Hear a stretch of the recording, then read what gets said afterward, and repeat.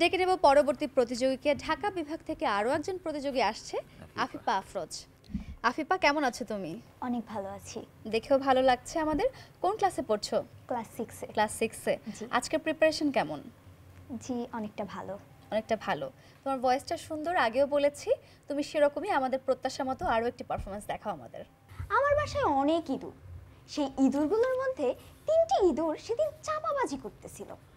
প্রথম ইঁদুরটা বলল, জানিস আমি সেদিন 1 বোতল কীটনাশক খেয়ে ফেলছি, তাও আমার কিছুই হয়নি। দ্বিতীয় ইঁদুরটা বলল, আমি সেদিন ইঁদুর ধরার ফাঁদে পড়ে গেছি, এরপর আমার গায়ে তো জানিস কত শক্তি, ফাঁদ ভেঙে বেরিয়ে এসেছি। এবার তৃতীয় ইঁদুরটা বলল, তোরা গল্প কর, আমি যাই, অনেক কাজ আছে, বাড়ি গিয়ে আবার আমার পোষা বেড়ালটাকে খাবার দিতে হবে। বলো। এবার বলি এক মোরগ মুরগির কাহিনী। আচ্ছা। আমাদের গ্রামের সবচেয়ে সুন্দর মোরগটা জানতে পারলো সে যে মুরগির ওপর ক্রাশ খেয়েছে সে এক কাককে বিয়ে করতে চলেছে। সে দৌড়ে তার কাছে গিয়ে বলল, এ তুমি কি করছো? আমি তোমার প্রতিবেশী, তুমি জানো আমি তোমাকে ভালোবাসি। আমিও ভাবতাম তুমি আমায় ভালোবাসো। আমি রূপে গুণে কি কাকের চেয়ে তো বেশি। এছাড়াও তো আমি তো মোরগ ইউনিয়নের চেয়ারম্যান। লাইনটা ভালো। এবার মুরগি বলল, আমি জানি তোমার রূপ গুণ ক্ষমতা নিয়ে আমার কোনো ডাউট নেই, বাট আমার ফ্যামিলি চায় আমি যেন এয়ারফোর্সের কাউকে বিয়ে করি। এয়ারফোর্স? কাকে এয়ারফোর্স? ওকে। এবার আপনাদেরকে একটা ফ্যাক্ট বলি। বলো। আপনারা কি জানেন মেয়েরা সবসময় বিয়েতে লাল শাড়ি কেন পরে? না, বলো তো। হাজবেন্ডদেরকে 1 নাম্বার ওয়ার্নিং দেওয়ার জন্য। আচ্ছা, রেড সিগন্যাল, বিপদ সংকেত। হ্যাঁ, রেড সিগন্যাল। সেদিন আমার দুঃসম্পর্কের কিছু সখীদের সাথে রেস্টুরেন্টে খেতে গেলাম। আমাদের সামনের টেবিলের ভদ্রলোক খাওয়া শেষ করে বিল দিতে যাবেন। তিনি ওয়েটারকে ডাকলেন। ওয়েটারকে বিল দিতে দিতে তিনি বললেন, তোমাদের আগের বুড়া বাবুর্চিটা মারা গেছে তাই না? ওয়েটার কিছুটা অবাক হয়ে বলল, হ্যাঁ সে তো মারা গেছে, কিন্তু উনি যে বুড়া ছিল আর উনি যে মারা গেছে আপনি জানলেন কি করে? লোকটা বলতো, আগে খেতে গেলে সাদা চুল পেতাম, ইদানিং কালো চুল পাই। ওকে। এবার আপনাদের কিছু প্রশ্ন করি। বলতে পারেন স্যানিটাইজার কি? স্যানিটাইজার কি? স্যানিটাইজার হচ্ছে হ্যান্ডওয়াশ বংশের সেই বেকার ছেলে যে কোভিড-19 চলাকালীন হঠাৎ করে সরকারি চাকরি পেয়ে বড় লোকস হয়ে গেছে। লোকস, বড় লোকস। এবং ওই বংশের আরেকজন হচ্ছে মাস্ক। ও ভিআইপি হয়ে যায় এই সময়। বলুন তো ডায়েট কি? কি?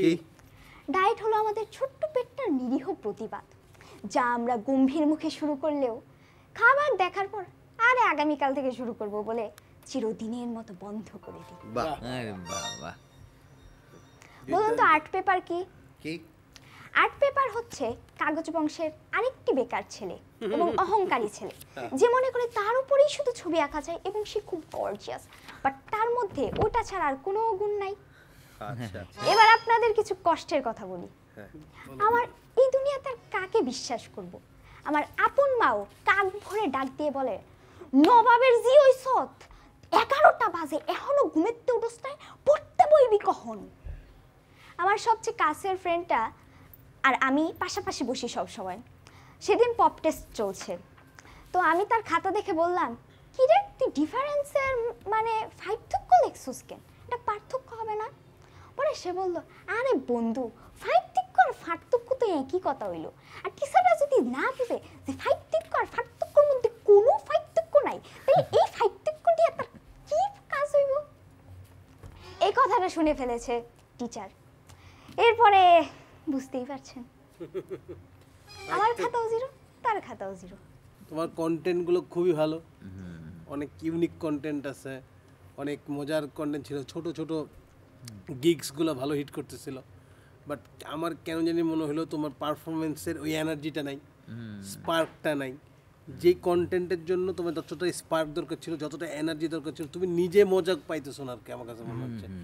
মানে এই যে জোক টেলিং বা স্ট্যান্ড আপ কমেডি বা কমেডি ব্যাপারটা তখনই মজা হবে যখন তুমি খুব আনন্দ নিয়ে বলবা, তোমার ভিতরে সেই আনন্দটা আমরা দেখতে পাবো, তুমি বইলা মজা পাচ্ছ, তুমি ওই ঘটনাটাকে ফিল করতেছো, তুমি ওই ক্যারেক্টারটাকে মানে পোর্ট্রে করতেছো আমাদের সামনে, তখন গিয়ে জিনিসটা মতো তুমি একদম স্টিফ হয়ে দাঁড়ায় জাস্ট মুখস্থ গল্পটা আমাদের শোনাচ্ছ, কিন্তু গল্প প্রত্যেকটাই ভালো। যতগুলো গল্প আমরা শুনে মজা পাচ্ছি যে হ্যাঁ গল্পটা মজার, এই চিন্তা ভাবনাটা মজার, যে তুমি স্যানিটাইজারকে তুমি ওই বংশের বেকার ছেলে থেকে বড় হয়ে গেল, ওই বংশের মানে এই চিন্তা ভাবনা কিন্তু দুর্দান্ত, ক্রিয়েটিভ চিন্তা ভাবনা, কন্টেন্টগুলো ভালো। সো ওই জায়গা থেকে আমার কাছে মনে হয় তুমি কন্টেন্টগুলোর সাথে ইনজাস্টিস করছো আর কি।